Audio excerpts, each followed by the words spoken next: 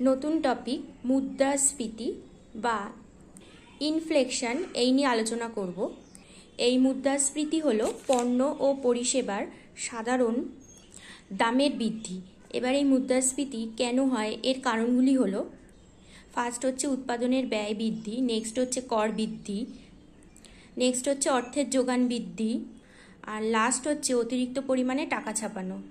এবার এই মুদ্রাস্ফীতিকে কী করে নিয়ন্ত্রণ করা যায় সেই নিয়ে বলবো। তার মধ্যে ফার্স্ট হলো মূল্য ও বেতন নিয়ন্ত্রণ, নেক্সট হলো দেশবাসীর জীবনযাপনের জন্য ভাতা দেওয়া, যেটা আমরা পে করি, মানে ট্যাক্স দেওয়া, ব্যাংকের সুদের হার বাড়ানো, মানে কোনো কিছু ব্যাংকের থেকে ঋণ নিলে তার এগেনস্টে লোনের পরিমাণ বাড়ানো, সেটার কথাই বলা হয়েছে।